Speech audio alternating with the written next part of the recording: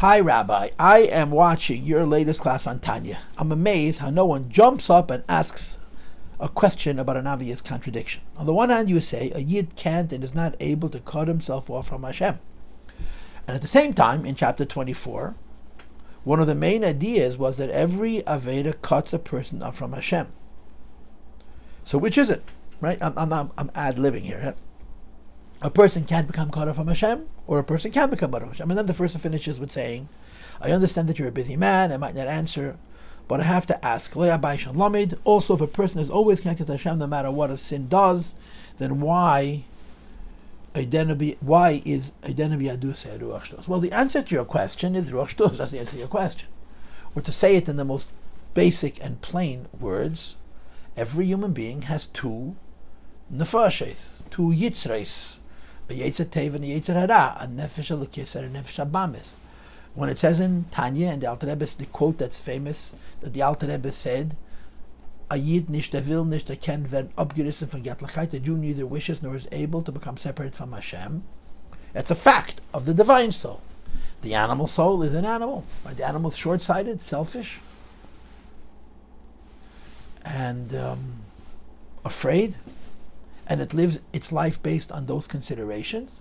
And those considerations involve making foolish decisions, including wrong decisions, including sin.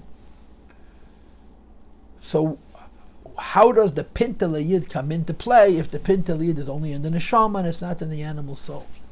The answer to that question is that what's unique about the Pintel Yid is that there's one Pintel in that Pintel Yid that the Ruach Shtus never touches. In other words, there's a part of me that's connected to Hashem and never will become separated from Him. There's another part of me that doesn't care about that. But that second part that doesn't care about that, which is called in Tanya chapter 24, the Ruach Shtus, has a ceiling. And above that ceiling, that Pintel Yid exists all by itself. And when that ceiling is reached, when somebody is provoked in a way that pushes him to have to decide whether to do the right thing or the wrong thing on the level where the Ruach Shtus isn't, where the animal soul is not, he'll never do the wrong thing. He'll always give himself to Hashem no matter what the cost. The point that the Alter Rebbe is making is we have to figure out how to use that motivation that only surfaces at very, very unique moments and doing very, very specific challenges. Figure out how to harness that power in a day-to-day way. And that's the message of these parakim.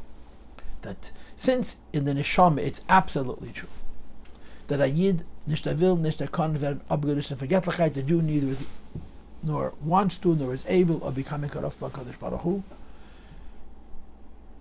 It's only that there's a Ruach Shtus.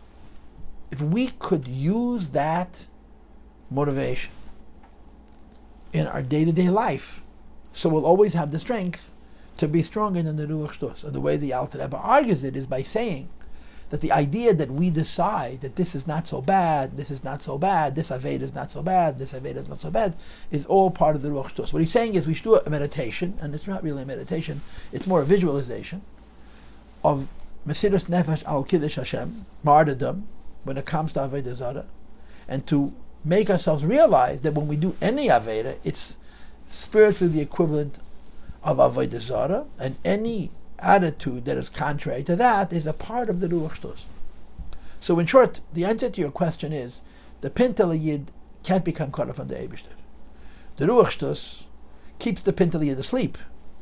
The Pintel Yid emerges when you touch that nerve in a very raw way. The Alter Rebbe is saying figure out a way of making that nerve touchable, accessible in your day-to-day life, and it'll motivate you to serve Hashem and not do what Hashem doesn't want.